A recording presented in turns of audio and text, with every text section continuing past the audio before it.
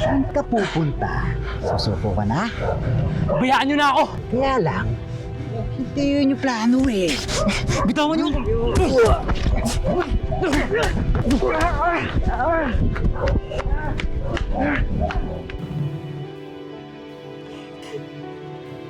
Excuse me. Ba't parang kulang to ng zero? Pag na-solve na ang problema ko, at saka ako isosolve ang problema mo. China! China, di ko na kaya! Di ko na kaya! Ano ba nangyayari? Magkita tayo. May kailangan akong sabihin sa'yo. Tupi! Ba't ikaw nandito? Nasaan si China? Papunta pa lang siya na traffic. May gustong pumatay sa akin. Bakit ka naman papatayin? May aminin ako sa'yo. Tungkol sa pagkamatay ni Leo. Aki, teka lang. Tawag ako tulong.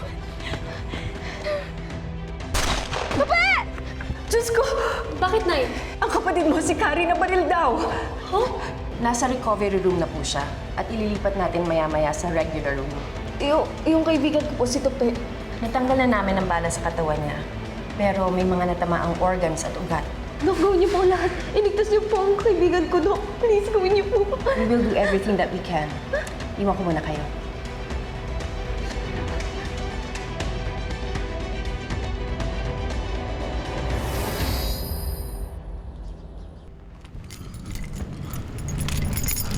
Judge Aloysius, Mrs. Gatchalian, what a surprise. Paano mo nalaman na nandito ako? well, I know a lot of people. Can I talk to you?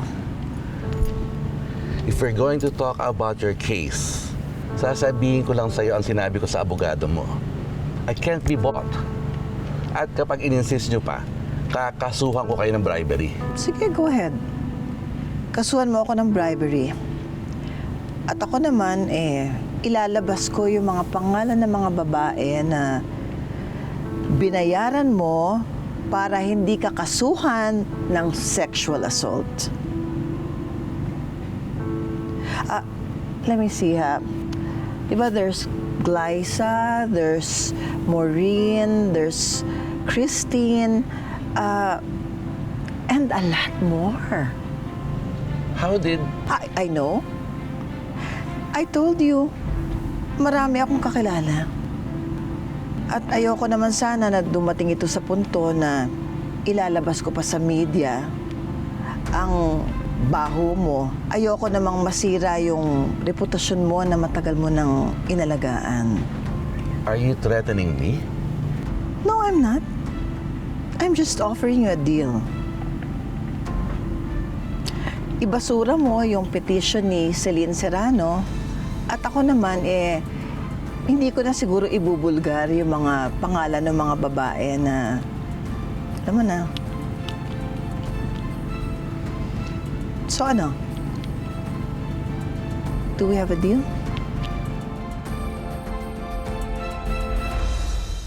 Huwag kang matakot na umarap, huwag kang matakot na madapa. Ang lahat ng yan ay hahanda ka sa magandang bukas.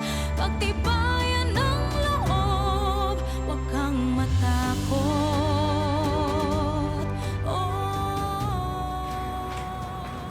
Ate, alam ko naririnig mo ako. Di bagay sa iyo yung ganyan. Mas gugustuhin ko pang masungit ka. Kaya ate, please, gumising ka na. Ate, sorry, inaway kita. Sa totoo lang, di naman na talaga ako galit sa'yo. Naiingit ako kasi may tatay ka. Nagsaselos ako kasi mas pinili mo siya sa amin. Pero ate, gets naman kita eh.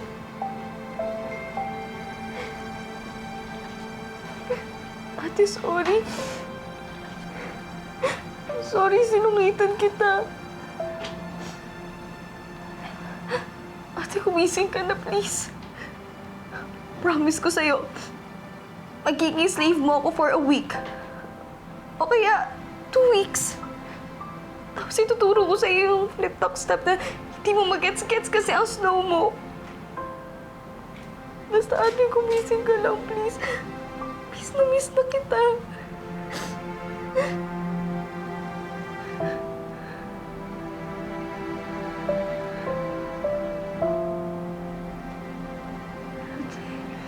Nay? Ate? Diyos ko, anak, gising ka na. Ate! Gina, dahan-dahan. Sorry, ate. Sorry. Promise? Ha? Joke lang yun. Sorry na. Okay lang. Pero yung promise mo, joke lang kaya yun. Diba na, joke lang.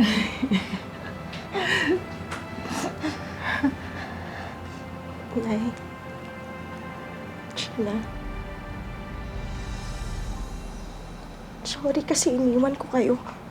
Gusto ko lang naman makita yung papa ko eh. Pero malungkot sa bahay kasi wala kayo.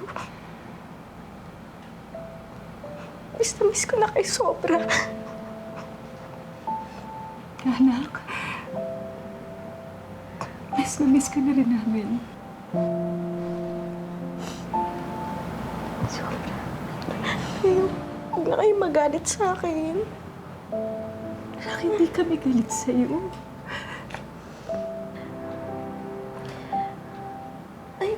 Nay, si Tope, kumusta?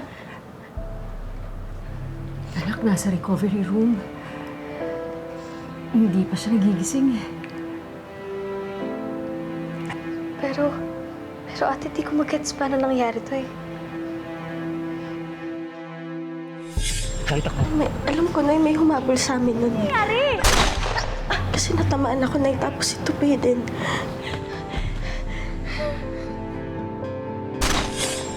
Dapat nga may sasabihin siya sa akin eh. May aminin ako sa'yo. Tungkol sa pagkamatay ni Leo. Sasabihin? Opo. Tungkol daw po sa pagkamatay ni Leo. Kari, ano? Di niya na po nasabi sa akin kasi tumakbo na po kami. Sabi rin sa akin ni Tope kapag nalaman daw natin yung ginawa niya, magagalit daw tayo sa kanya. Hindi kaya may kinalaman yung alam niya sa nangyayari ngayon? Ano kaya ang alam ni Tope?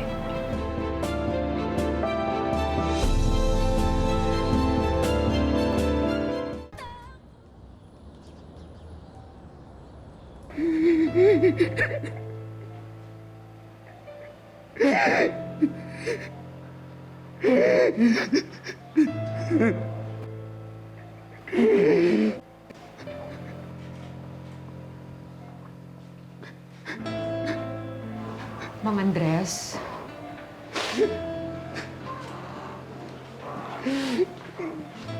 Sino may gawa nito sa anak ko? Wala namang kaawayan si Tope. Mabait na bata ako yan. Ako yung masamang tatay. Ako dapat yung napaparusahan. Mang Andres, wala ho kayong kasalanan. Huwag ko kayo mag-alala, hahanapin natin ang gumawa nito sa mga bata.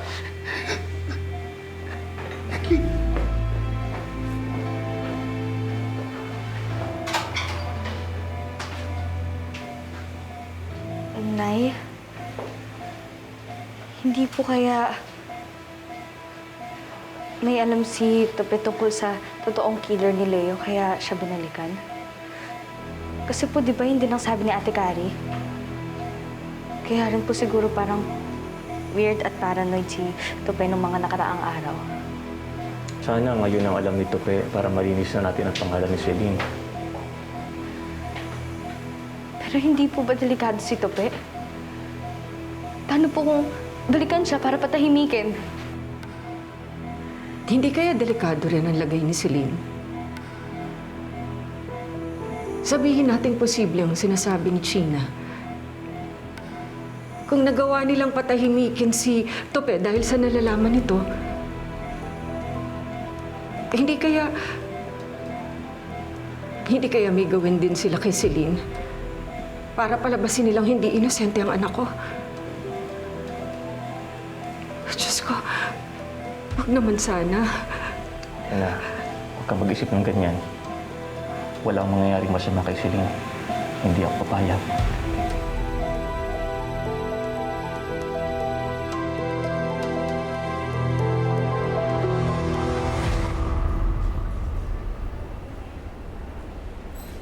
Sir, nagtanong-tanong na po ako. Ligtas naman po ang juvenile facility.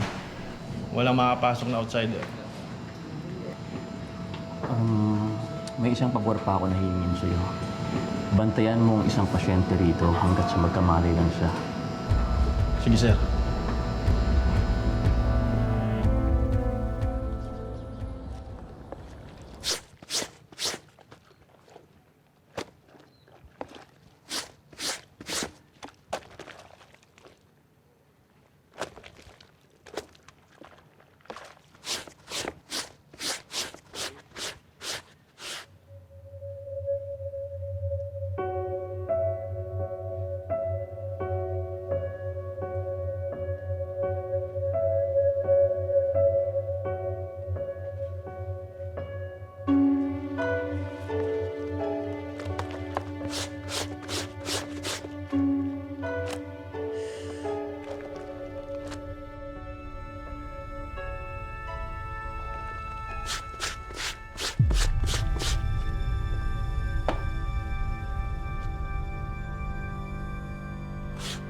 Celine, Gulat naman ako sa'yo, ate. kailangan mo to.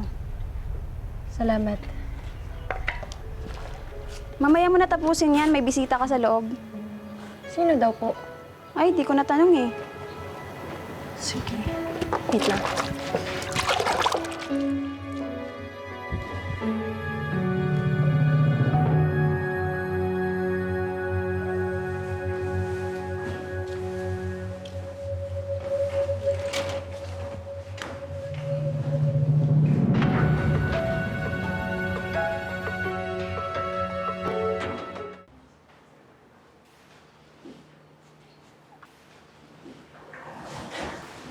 Anong ginagawa mo dito? Celine, have you been?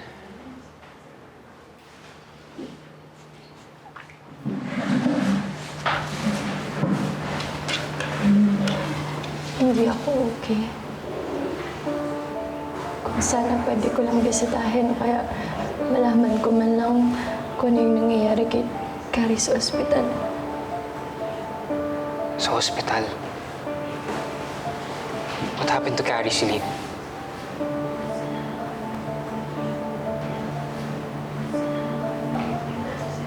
Nabaril siya.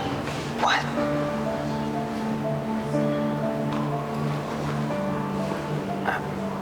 I'm so sorry to hear that, Celine. I'm so sorry. How is she? Lance, malas ba ako?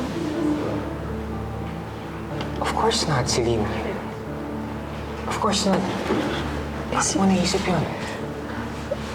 Parang sa mga nangyayari sa buhay ninyo.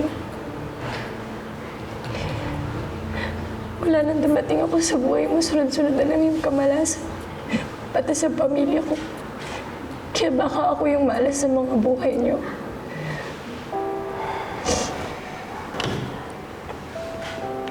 Celine, kung ano mang gulo yung nangyayari sa family ko, labas ka doon. Okay? Kaya huwag mo nasisihin ang sarili mo.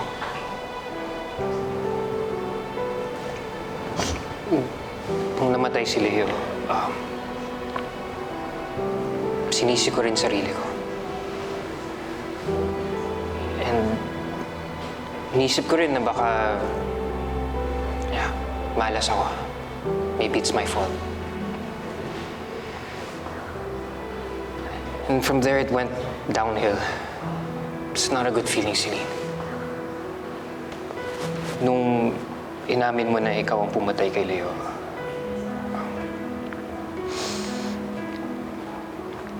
ang bilis ko nagalit. At ang bilis ko nanisi. But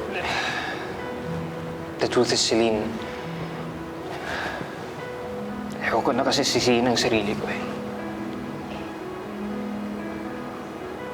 Dahil dyan hindi ako nakapag-isip.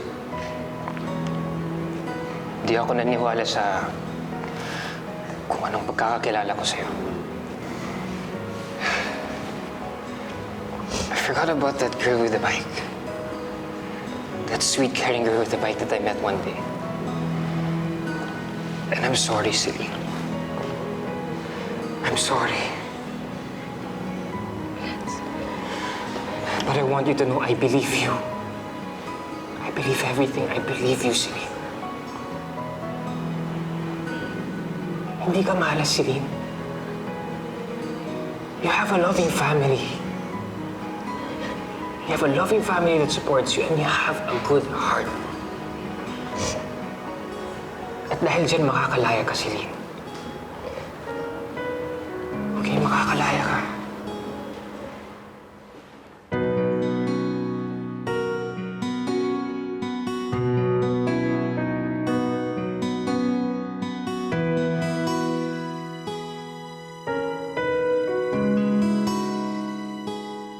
Na-miss ko naman yan pag suklay-suklay mo sa buhok ko.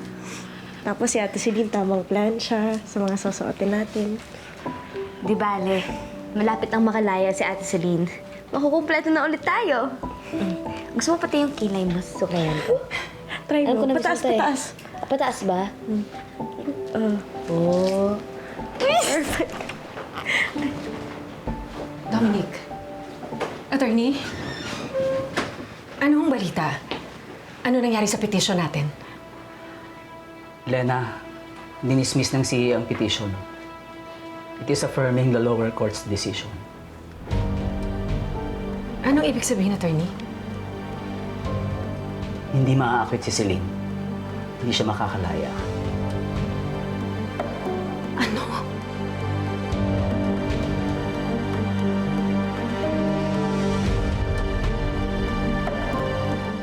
Attorney, akala ko ba malaki ang tsansa na makalaya si Celine?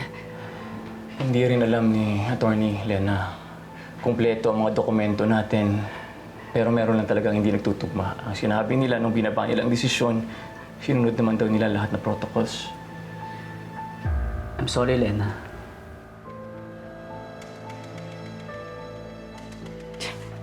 Sorry?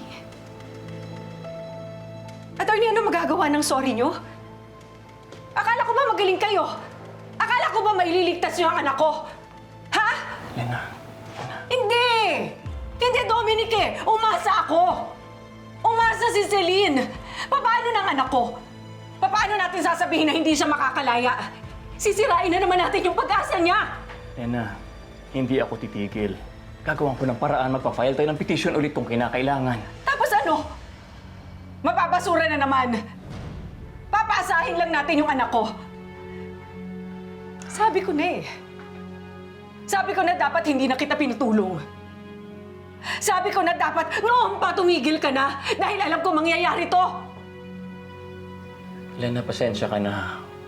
Ang alam ko malakas ang laban natin, hindi ko alam kung saan tayo nagkamali.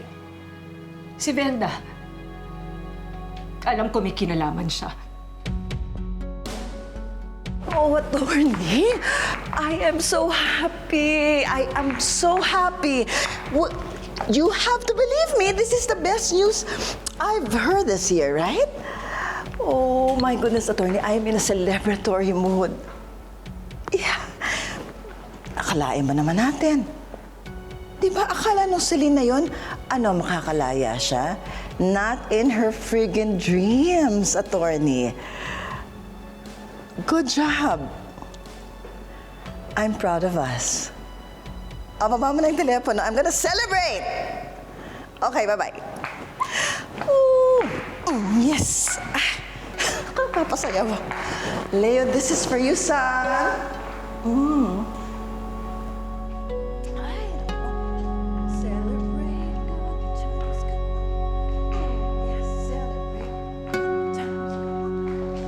Velda, you seem to be in a good mood. Any good news? Oh, hindi porque pinatira ka dito sa bahay, uli. Ibig sabihin nun na pinatawad na kita. Delta naman.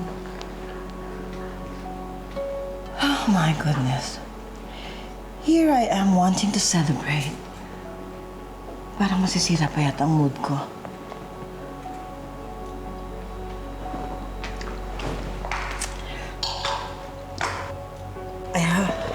I guess I have to leave. Go somewhere else. Where are you going? I'm gonna celebrate. Alone. Without you.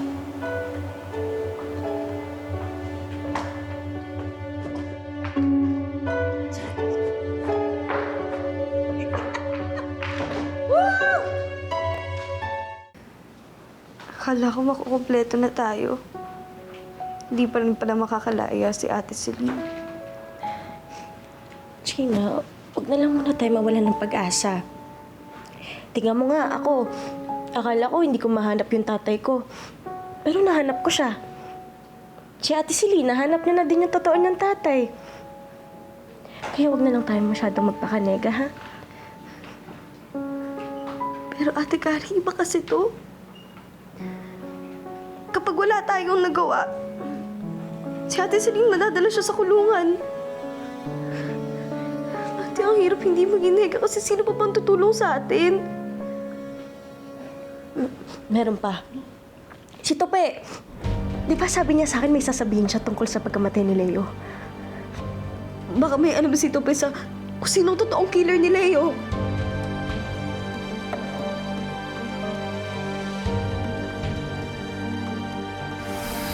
Siguro iniisip nila, alam mo Dominic, iniisip nila na napakamalas nila na naging nanay nila ako. Kahit minsan, hindi ka nila sisisihin sa kasalanan hindi mo naman ginawa na wala ka namang kinalaman. Oh, Lena. Wawa naman. Why are you crying? Velda. Hello, Ate Velda. Gusto kong mapadala mo na yung Celine na yan sa kulungan para makaganti ako sa kanila. I want this family to suffer. Kay Lena, pati na rin yung Dominic na yon. Meron akong gustong ipagawa sa'yo ulit. Gusto kong patakasin mo si Celine. At pag nakatakas na yung babae na yon, hulihin mo. May tao ba dyan? Hoy, Celine! Ma'am Darla, tumatakas ka, no?